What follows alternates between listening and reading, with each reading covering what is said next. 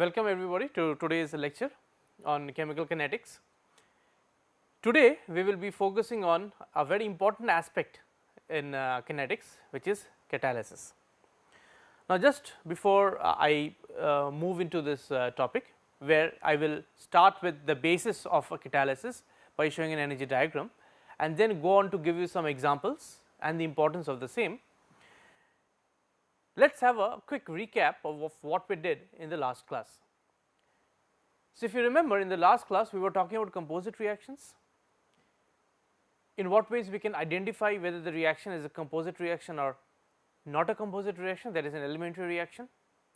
Remember, a composite reaction is a series of steps which by themselves are elementary reactions. Now, after having done that, we then went ahead and started discussing about the fact that if you are having a composite reaction, then how would you think about the rate of the total reaction? Because remember, the total reaction or the total balanced equation arises if you sum up the component elementary reactions in a complex or composite reaction.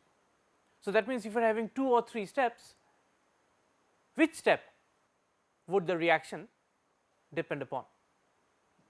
And then we went to this example of you going to a friend's place through a stretch of road where a part of the road is very narrow, serving as a bottleneck, and that part determines the time or the rate at which you reach your friend's place. That bottleneck is the one which finally determines your rate and is called the rate determining step, and hence accordingly when you come to a chemical kinetics reaction or a chemical reaction, for a composite reaction where you have more than one step, whichever step is the rate limiting step, the rate law will depend upon that, or the rate expression will depend upon that step. Then we took a few examples where in the first example the first reaction was the rate limiting, hence even if the other reactions were very fast, it did not matter. The second case was a case where we said that in this reaction the first step is not the rate limiting, but the second step is the rate limiting. In that case, so it does not need to have need to be a second step which is rate limiting, it can be some other step too, but the point is that say if your second step is rate limiting and the first step is not rate limiting, then you go ahead and take this approximation of a pre-equilibrium step, go ahead and make sure that the concentration of an intermediate species is not existing anymore in your rate expression. So, in a nutshell, this is what we did in the last class. So, let us come back to today's discussion and start with chemical kinetics. Now, the best way to understand the catalysis in chemical kinetics is by looking at an energy diagram. So, this is the same energy diagram which we have been drawing when we looked at the rate of a chemical reaction as a function of temperature, and then we invoked or used activation energy, enthalpy and so on. So, this is your reaction coordinate, right, and this here. So, if this is your reaction coordinate, this would be then your potential energy. So, for a normal reaction, what we can write is, if this is your reactant and this is where your product is, then you go through an energy barrier and you come back to the product. Okay. So, this is your reactant and this is your product. So, your reactant can be a single reactant or multiple reactants, your product can be a single product, single species or a multiple species, or a reaction involving multiple species. Okay. Now, for this reactant to go to product, what you need to do is you need to surmount an energy barrier, which is here, and this we call as EA. So, this we call as EA, which is the activation energy. Now, if you bring in a catalyst, what does the catalyst do? What the catalyst does is it participates in the reaction by providing an alternate path to this transition from the reactant to the products. Remember, a catalyst as such is not changed, it does not participate in the reaction as a reactant would. The only thing it does is it somehow, by the mere nature of being a catalyst, provides an alternate path to the reaction. And when you go through this alternate path, then immediately you see what happens is, if the uncatalyzed reaction had this EA as the activation energy, then for the catalyzed reaction the activation energy, so this is EA for the catalyzed reaction, that means reaction happening in presence of a catalyst. So, what the catalyst has done is, it has, by participating in the reaction in some form, decreased the energy barrier that the reactant has to surmount or cross before it can go over to the product side. And this is why the catalyst is called so. It catalyzes the reaction without it being directly involved or directly changed. The only thing it does without bringing any other changes is in the reaction profile is to bring the activation energy down from EA to EA prime, and hence increases the rate of the reaction, because now you see the activation barrier has decreased. Okay. Catalysis is industrially of huge importance. There are many reactions which have to be catalyzed, so that they are done at much less harsh conditions, because if the catalyst had not been there, then possibly the reaction would have been very difficult to perform, or that the conditions to be used for the reaction to happen without a catalyst would have been very extreme. So, let us take a look at some examples, everything being based on this reaction profile, where a catalyst, what it does is it decreases the activation energy or the activation barrier can happen at less harsh conditions, and that means happen in a better way, in a having a better rate. It can just happen more quickly as compared to the fact where you will not be having a catalyst. So, let us look at some examples. We will go through some slides where I will be showing you what catalysis is important for in different sorts of industries, and then take some examples of the same. Okay. So, what does this slide now tell you? So, here you can see that if you follow this arrow, so under catalysis we have 4 different industries. One is the petroleum industry, you know the petroleum industry very well, the gasoline, diesel and so on, cooking gas. Then the next box has chemicals and polymers, under which we have plastics, cosmetics, adhesives, fibers. Then the next box we have pollution control, where we have to save the environment from polluting species by removing such harmful pollutants. And for this I would try to make you recall our very first lecture and even the second lecture, where we were talking about something known as a catalytic converter, which is present in each and every automobile. And this catalytic converter, as the name suggests, has catalysts which help transform harmful pollutants to less or non harmful pollutants, so that the environment gets rid of these pollutants. That means the environment is not exposed to these polluting species. Okay. So, that is where catalysis is of extreme importance. And then the last box we see out here is the pharmaceutical food industry, well medicines, dairy and so on, but also we will need different forms of catalysts. Now moving forward, to make this point about the importance of catalysis, between 1901 and 2012, as you can see, 15 Nobel Prizes have been awarded to work related to chemical and enzymatic catalysts. 15 Nobel Prizes. Now keep that in mind, 15 Nobel Prize is a significant number, right, and that should tell you the importance of a catalyst or the importance of catalysis in general to chemistry and the chemical industry. So the first Nobel Prize was given to Wilhelm Oswald in 1909, and if you can see, the reason he was given the Nobel Prize was for the recognition of his work on catalysis and associated fundamental studies on chemical equilibria and rates of reactions.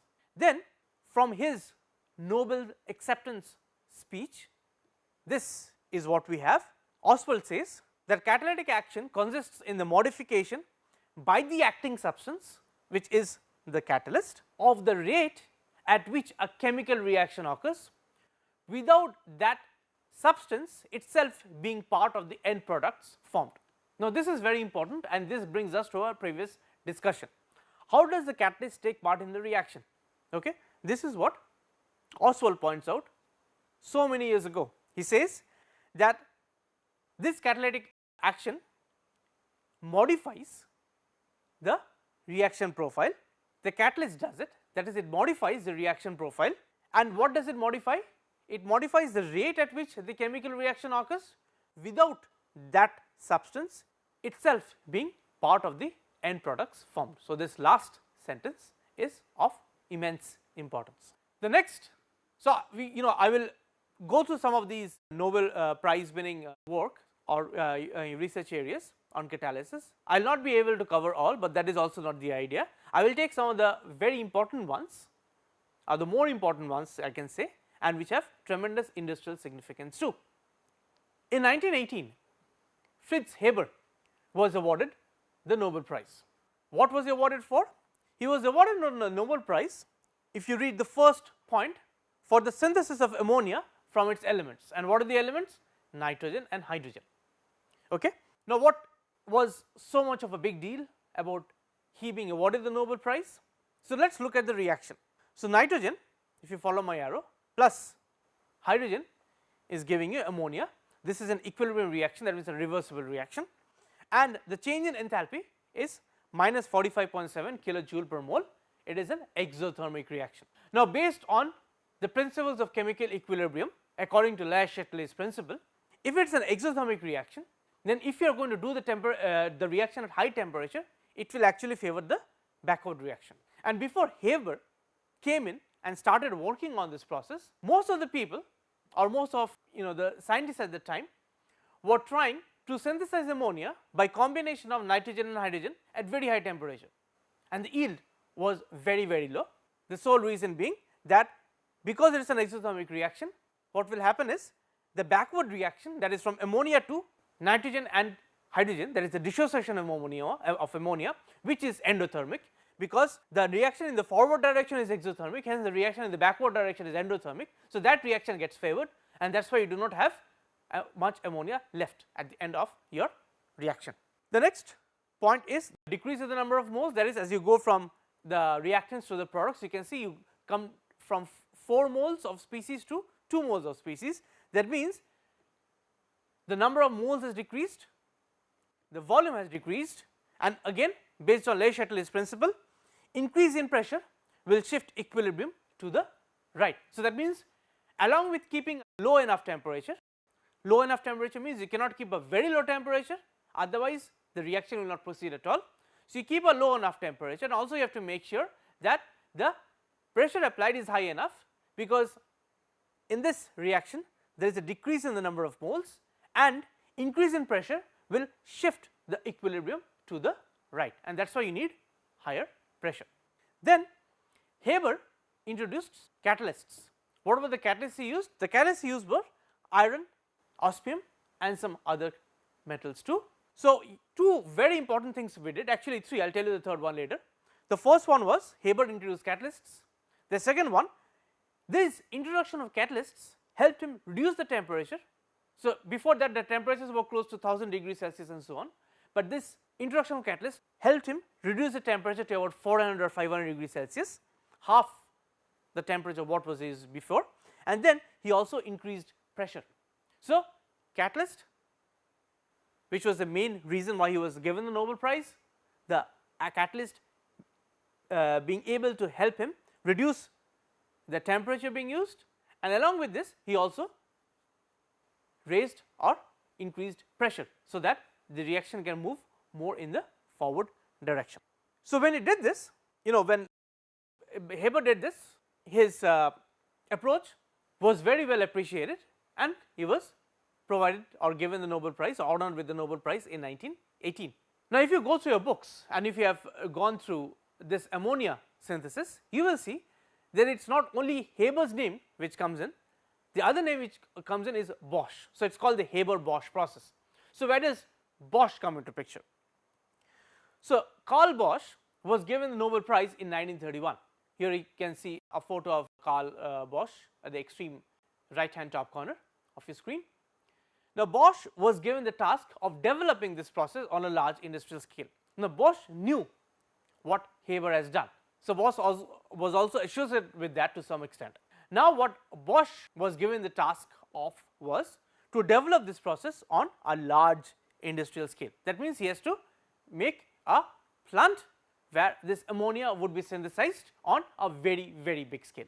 Now, what did this task involve? If you look at the second point, this task involved the construction of plant and apparatus which would stand up to working at high gas pressures and high reaction temperatures. Again, the task involved what? The construction of a plant and a certain apparatus which would be able to withstand working at high gas pressure and also high reaction temperatures. Third, Haber's catalysts. So, Haber's catalysts, the ones he used, iron, then osmium and uranium, these Haber saw, osmium and uranium especially, were better catalysts than iron, but osmium and uranium were more expensive and not easy to obtain. So, Haber's process had to be modified by Bosch by replacing these catalysts by cheaper and more easily available catalysts. So, then Bosch and his collaborators found the solution by using pure iron. You can see the last point, pure iron with certain additives. So, then going back and summing these two Nobel Prizes together gives you the HaberBosch process, where Haber proposed the use of catalysts which allowed him to lower the temperature. Then based on the reaction, he also increased the pressure. The next work was given to Carl Bosch, who was given the Nobel Prize in 1931. What he did was, he designed a new industrial method based on Haber's process, where he replaced the catalyst by iron, which was more easily available and cheaper. That is why it is called the HaberBosch process, and this is a schematic of this industrial production of ammonia. So, what you see out here is, it is very simple, if you can see. So, you have these two, if you follow my pointer, these two inlets where you have pure hydrogen and pure nitrogen, right. Then this goes straight through and goes to a compressor. So, what does the compressor doing? The compressor is applying pressure, compressing, right, compressing the gases. So, as it says, the gases are squeezed by extreme pressure and it's also heated to a temperature of about 850 degrees Fahrenheit. Then after being exposed to high pressure and high enough temperature, it passes through the catalyst chamber, and you can see this is your catalyst bed, where you have the catalyst iron in different forms along with some other things, some other aspects or components of the catalyst. So, then this is where at high pressure and high temperature the two gases, nitrogen and hydrogen, react to form ammonia. After that, the ammonia comes out. Once the ammonia comes out, there is a cooling chamber where the ammonia separates out and is taken out of the reaction. Now, this is also very important, because you see, once you manage to flush ammonia out, so in this cooling chamber, as I said, the ammonia is getting liquefied, but nitrogen and hydrogen are not getting liquefied. So, once ammonia is getting liquefied, you move it out of the reaction chamber. The moment you do that, what have you done? You have moved or removed the products. That means you are asking the equivalent to shift more to the product side, and thereby also helping the reaction to happen. So, now after having removed ammonia out, you see there is another pipe which goes back to this place, so that remixing can happen. And what is happening through this pipe? Through this pipe, what is happening is that whatever reacted, or rather unreacted hydrogen and nitrogen were there, that means they did not get converted to ammonia, they are not wasted. So, they are recycled, that means they are brought back to this pipe. You can see it is written, unused hydrogen and nitrogen are recycled to reuse and form more ammonia, and these are the types of innovations, design innovations, that Bosch brought in along with Haber, giving rise to the HaberBosch process of production of or synthesis of ammonia from nitrogen and hydrogen. So, this was an overview of the importance of a catalyst in the HaberBosch process, but keep in mind that though catalysts are there, the pressure is greater than 300 atmospheres and the temperature is anywhere between 400 to 700 degrees Celsius, depending upon the type of catalyst you are using. Okay. So, this again is a reflection of the importance of the catalyst and the importance of this ammonia synthesis, which by itself involves the award of 2 Nobel Prizes, one to Haber for the introduction of the catalysts and the one to Bosch for scaling this up industrially using cheaper options and better design methods. Some people consider the Haber process to be the most important invention of the past 200 years. This is an extremely important invention. You can understand when somebody says that possibly it is the most important one in the past 2 centuries. Now, the primary reason the Haber process is important is because ammonia is used as a plant fertilizer, enabling farmers to grow enough crops to support an ever increasing world population. So, ammonia is extremely important as an ingredient for plant fertilizers, and as you can see, the last point, it says that the Haber process supplies 500 million tons or 453 billion kilograms of nitrogen based fertilizer annually, which is estimated to support food for a third of the people on earth, and hence the importance of this Haber-Bosch process, which has catalyst as a very important component of the reaction or the synthesis of ammonia, even on an industrial scale. The next example I would like to take is the Nobel Prize awarded to Carl Ziegler and Giulio Natta for the Ziegler-Natta catalyst. Now, all of you have been exposed to plastics of different forms. So, you can see there are colorful plastics, there are plastic bags, plastic bottled water, plastic glasses, there is glass frames, plastic umbrella, then rubber, which is a polymer. So, what Ziegler and Natta were given the Nobel Prize was for their discoveries in the field of chemistry and technology of high polymers. So, that means they contributed in some form where high polymers or high molecular weight polymers or polymers of increased complexity could be made by easier means or by easier reactions. So, what did they do? So, this is why they were given. So, Professor Ziegler, for Professor Ziegler, it says that your excellent work on organometallic compounds has unexpectedly led to new polymerization reactions and thus paved the way for new and highly useful industrial processes. In recognition of your services to science and technology, the Royal Academy of Sciences has decided to award you the Nobel Prize, and it is my pleasure duty to convey to you the best wishes of the Academy. So, the person who was an eminent scientist by himself, who was reading this award out, said these words about Ziegler. Then same for Natta, you have succeeded in preparing by a new method macromolecules having a spatially regular structure.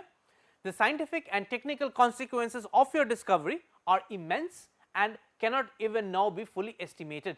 The Swedish Royal Academy of Sciences wishes to express its appreciation by awarding you the Nobel Prize, and please accept the best wishes of the Academy. I would also like to express the admiration of the Academy for the intensity with which you are continuing your work in the face of difficulties. So, this was the importance of their work, that these statements were made before they were awarded the Nobel Prize. So, let us look at what their work was. So, the first reaction you see, it is a generic reaction equation for polymerization of olefins. So, polymerization or formation of polymers from olefins before Ziegler-Natta came up with their catalyst was again an extremely arduous task. It involved extremely harsh conditions. So, what they said was, if you have an olefin based monomer, right. So, in presence of the Ziegler-Natta catalyst, you can convert it to a polymer, and the number of monomers in the polymer is given by this value n. So, the way the Ziegler-Natta catalyst is designed, it can not only give rise to linear polymers, but it can also control the stereochemistry of the polymers. So, let us take some examples. So, this is the catalyst: titanium tetrachloride, TiCl4, and triethyl aluminum. This is the olefin which is to be polymerized, and under 1 atmosphere and this temperature, it gets converted to a linear polymer of this molecular weight. Then, so this was about a linear polymer. What about the stereo requirement? So, now if you go for another olefin based monomer, in presence of this catalyst, you get something known as isotactic polypropene, and if you change the catalyst now vanadium based, right, with isobutyl aluminum isobutyl chloride, under these conditions and in toluene, the same one would give rise to a syn-diotactic polypropene, where you can see that there is a difference in terms of the arrangements of these methyl groups when you compare these two. So, the Ziegler-Natta catalytic polymerization linear polypropene with two different stereoregular structures are being exhibited in the last two reactions. So, again to summarize, what Ziegler-Natta did was, they proposed a catalyst or set of catalysts based on a common platform or a common theme, which made it much easier for people to bring about polymerization of olefins, which up till that point was very difficult to perform. In 2007, as I said, I will show you some specific examples. I do not have time to go through all. The Nobel Prize was given to Gerhard Ertel, and what was he given the Nobel Prize for? He was given the Nobel Prize for his studies of chemical processes and solid surfaces, and that is why he is deservingly called the surface detective. That means he knows everything about chemical processes happening on surfaces. That is why he was given the Nobel Prize, as I said, for his studies of chemical processes on solid surfaces. Now, let us again take a look of what this Nobel Prize or what his work is based on.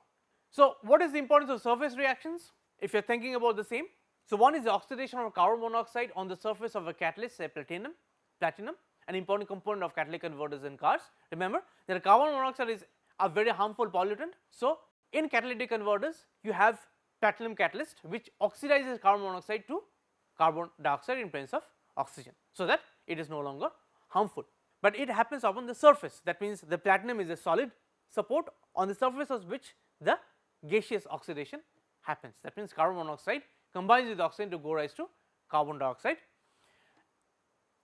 I should mention out here that wherever you have catalyst and the reactants of two different phases, it is called, or it is said to be an example of heterogeneous catalysis. Heterogeneous catalysis means that your catalyst and reactants are not in the same phase. So, for example, in case of oxidation of CO on the surface of the catalyst platinum, the CO, oxygen and carbon dioxide that are formed are gases, that is in the gas phase, while the platinum, this is in the solid phase. So, it is an example of heterogeneous catalysis. The next is rusting. You have seen iron or things made of iron getting rusted. This also happens on the surface. Then about fertilizers containing ammonia, we just went to this HaberBosch process, iron was the catalyst. Now a logical question that comes to your mind is, how does this happen on the catalyst? What is the mechanism? Ertel actually addressed this mechanism, we will soon see. Then in the electronics industry, the surface reactions are used extensively to manufacture semiconductor materials for components of different electronic items. So this is in a nutshell the importance of the surface reactions. There are many other examples of surface reactions, but this covers the importance of the same, and that is why it leads to the importance of Gerhard Ertel's work, and hence the Nobel Prize awarded to him in 2007.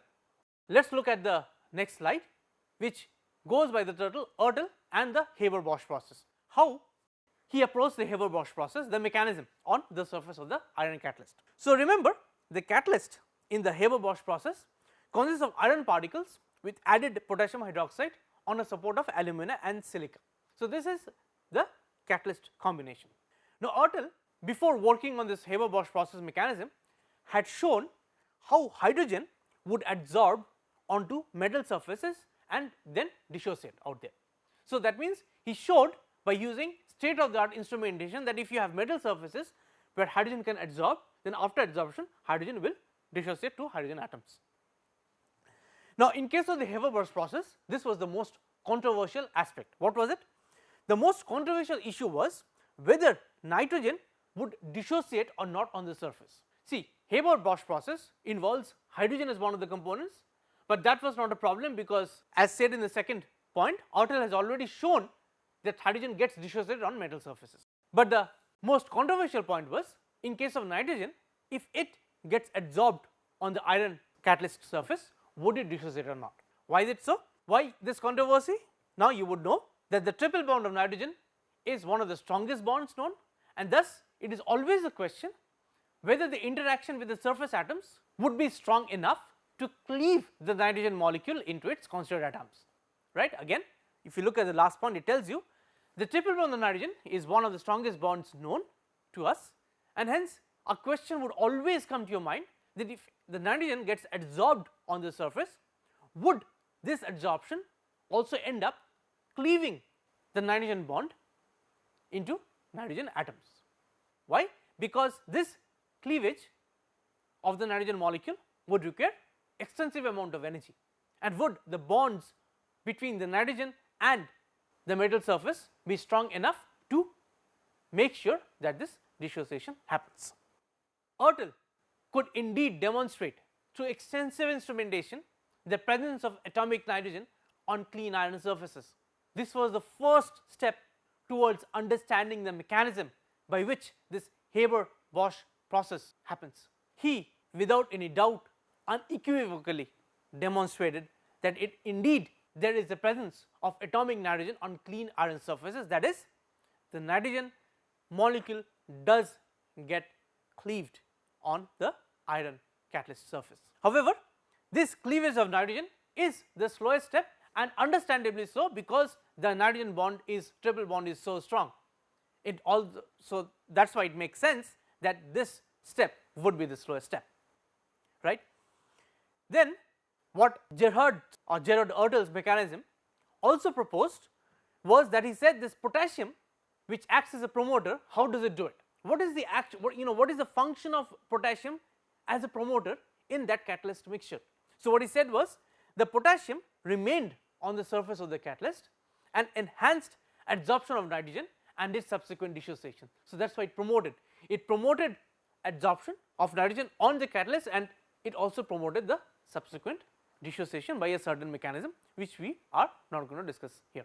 And thus the steps in the Haber-Bosch process were outlined by Ertel. So the first one of the steps is the dissociation of hydrogen into two hydrogen atoms. This AD refers to hydrogen atoms adsorbed onto the iron catalyst. The second step is nitrogen getting adsorbed as a nitrogen molecule on the iron catalyst, and this being a slow process, after that it gets cleaved into two nitrogen atoms on the surface of iron. That is why this S stands for surface. Then this nitrogen on the surface reacts with the adsorbed hydrogen to give rise to NH adsorbed. NH adsorbed then reacts with another hydrogen atom adsorbed to give rise to NH2 adsorbed, then NH2 adsorbed interacts with another hydrogen atom adsorbed onto the reaction on the catalyst surface to give rise to NH3 adsorbed, and then NH2 adsorbed is getting dissolved where we are getting ammonia. These are the different steps in the catalytic cycle, or rather in the catalyzed mechanism of the Haber-Bosch process. And if you want to have a pictorial representation of the same, this is how it goes. So, you can see these are the two nitrogen atoms, you have the triple bond, there are 3 bonds out here, the triple bond, this is your, the blue one is a hydrogen atom, right, with a single bond, right. So, now see, in one you have the nitrogen atom, rather molecule, and the hydrogen molecule. Now, the hydrogen molecule comes and sits on the surface of iron, right. So, this is the iron catalyst surface, and you can see the hydrogen molecules have now split into hydrogen atoms, right. That is why you see the respective blue balls which are your hydrogen atoms. Now, the nitrogen atom comes and sits on the surface. So, this panel 3 you can see the nitrogen molecule sitting on the surface. After sitting then cleavage occurs, and the cleavage gives rise to 2 nitrogen atoms on the surface. So, what do you have now on the catalyst? You have the cleaved nitrogen atoms and the cleaved hydrogen atoms. So, then one nitrogen atom forms a bond with one of the hydrogen atoms, then the same forms a bond with the second hydrogen atom in panel 6, then in panel 7, right, you see that same NH2 species forming another hydrogen bond becoming NH3, which remains adsorbed, and then after that the NH3 gets dissolved. So, Gerhard Ortel, working on this Haber-Bosch process, the mechanism, could explain almost each and every step, and based on that he also provided the energetics of each and every step, which I am not showing you here because that would be too much unnecessary details for you right now, but this is extremely important. You understand why he was given the Nobel Prize. Also, I am not telling you about the type of experiments he did. The experiments were very state of the art experiments, they were not easy experiments to do under ultra high vacuum and so on, but whatever it is, he managed to show the mechanistic steps, the cleavage of nitrogen, the cleavage of hydrogen, and the way ammonia is formed on this catalyst bed. So, now next part would be enzymes as catalysts. So, these enzymes as catalysts, enzymes as such have received many Nobel Prizes. Now, enzymes are what? Enzymes are proteins. So, they are referred to as biological catalysts. Our body is full of enzymes. These enzymes catalyzing many important reactions. So, there are 2 different ways by which enzymes can act as a catalyst. So, if you look at the first model, so there is an enzyme, you have the substrates in red and blue, the substrates come and set on the enzyme, this big molecule is enzyme, then the substrates interact, the product forms and the product gets released from the enzyme. So, the enzyme catalyzes this biological reaction. Okay. So, the 2 common ways of looking at a reaction is this lock and key model. So, lock and key model is the enzyme is having a certain groove where the substrate exactly fits like a key fitting in the hole of your padlock, right. So, this enzyme has a certain cavity where the substrate exactly fits, that is why it is called the lock and key model, and you see it is almost like a key going into the lock, right. So, the enzyme is the lock and the key is the substrate. The other model is the induced fit model, where the substrate, when it sits on the enzyme, it brings about a structural change. As you can see, this is the enzyme structure before the substrate sat on the enzyme. Once the substrate sat or docked onto the enzyme, then the enzyme structure has changed a bit. This is called the induced fit. Now, based on this enzyme based catalysis mechanism, many enzyme structures have been solved, right. There are many research papers which have been published and is still being published on how enzymes are working, the actual mechanism at the molecular level. Now, let me give you just an example. There are 2 proteins, the green one is chymotrypsin and on the right the purple one is trypsin.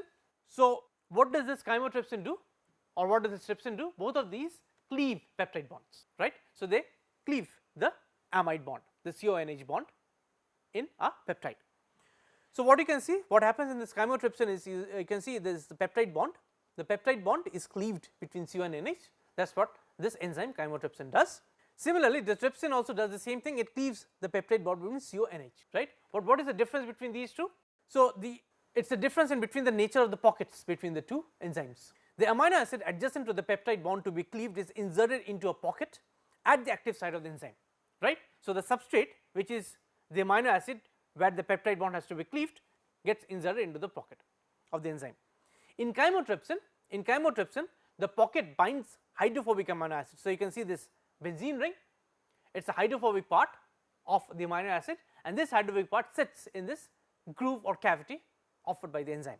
On the contrary, the binding pocket of trypsin contains a negatively charged aspartate residue, which is out here.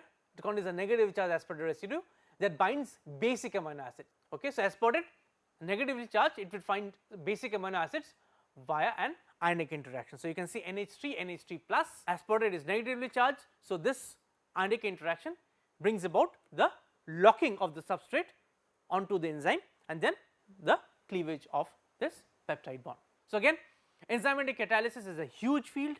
There are so many enzymes, so many different sorts of reactions being catalyzed, so many different substrates, but this is just giving an overview of the importance of catalysis in biology.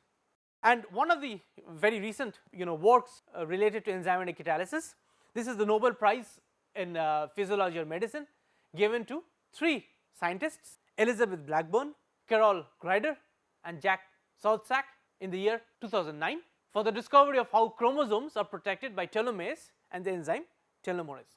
And if you are interested, you can look this up. This is a very important discovery of the telomeres protecting chromosome through the mediation of this enzyme telomerase. The last example I am going to take is something you all are familiar in some way or the other. It is referred to as catalytic cracking. So, cracking refers to cracking in petroleum industry. So, the first point, as it says, in petroleum industry, cracking is the process whereby complex organic molecules such as long chain hydrocarbons are broken down into simpler molecules such as light hydrocarbons. So, that means you have very complex organic molecules which you crack, that means you break them up into smaller or simpler molecules. Now, fluid, so this is how you do petroleum refining. Now, fluid catalytic cracking is a major process in petroleum refining and provides around 50% of all transportation fuel. So, that is why fluid catalytic cracking is so important. See, it provides around 50% of all the fuel needed for transportation. Amongst many catalysts used, one of the most commonly used catalysts are zeolite based. So, zeolite based catalysts have been the primary catalyst type used in petroleum refining. So, zeolites exhibit vastly superior activity, gasoline selectivity and stability characteristics compared to original amorphous silica alumina catalysts which were used before the zeolites came in, right. Then this catalytic cracking industry is based mostly on different forms of zeolites, different refined forms of zeolites. See, as years have progressed, people have synthesized new forms of zeolites, have used the same in different processes, not only catalytic cracking, but as we were discussing, zeolite indeed is one of the major catalysts used in petroleum refining. So, this is what I meant by cracking. So, you have these long chain alkanes, right. Then you break them up into smaller alkanes and cycloalkanes. Smaller alkanes are branched alkenes, right. Then you further break these up into aromatics and smaller alkenes and branched alkenes, and this panel or this figure tells you or gives an example of the catalytic cracking of petroleum hydrocarbons. That means you start from something which is very complex and very big, and you start breaking them up, that is start cracking them up to get simpler forms, and this cracking is done in the presence of the catalyst zeolites. So, this is again how a zeolite structure is like. So, the zeolite, you can see this, zeolites are essentially alumina silicates, and the zeolite acts as a molecular sieve. So, there are pores, you can see these pores, if you follow my arrow, you see these vacant spaces, these are pores in the zeolites. Now, depending upon how you synthesize the zeolite, you can give rise to different sizes of pores in the zeolites, and the zeolites pores can be selective. Some molecules can pass through, some molecules will not be able to pass through. So, what does this show? this example on the right shows only straight chain molecules can pass through the holes, that means this is a straight chain molecule which is passing through the hole, but if the molecule is branched then it will not pass through the hole, as this X sign shows out here. So that is why zeolite is a very selective catalyst working through the molecular sieve process, that means it sieves products or reactants out. This is also an example of a zeolite acting as a sieve. So here in the presence of zeolite what you are doing is you are converting methylbenzene to 1,4-dimethylbenzene, but when you are doing this, remember you can have many other products too. So what are the other products? You can have the ortho product, right, you can have the 1,3 which is the meta product, and along with that you can also have the 1,4 which is the para product. This is the one you are aiming for. So what you see out here is that for the methylbenzene, these are, you see these gaps are the pores or the sieves in the zeolite. So these pores give rise to the sieving effect. So this is your zeolite and these small gaps are your pores. Reaction is happening inside the pore. Once you have this ortho product formed 1,2-dimethylbenzene, you can see it is very slow to go out of the zeolite through this pore, zeolite matrix. If you have meta product formed, right, so this meta product, for this meta product it is again very slow to move out through the pore. If you have these benzenes only as one of the products, this one, then this one, then this one, these are small enough and they move around or move out of the pores very fast.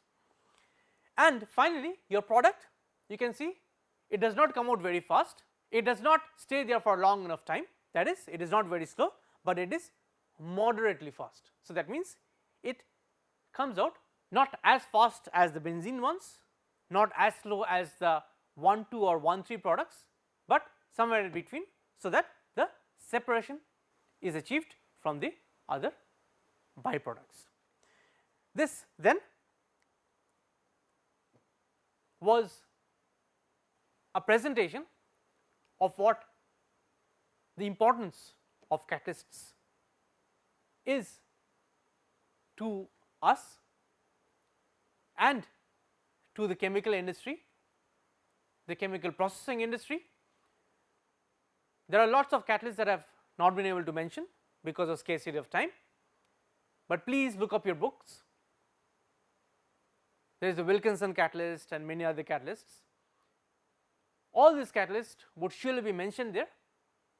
The sole aspect of a catalyst or of our catalyst is to bring about, remember what we said in the very first few minutes of a lecture, decrease the activation energy so that the reaction happens at a faster rate or under less harsh conditions.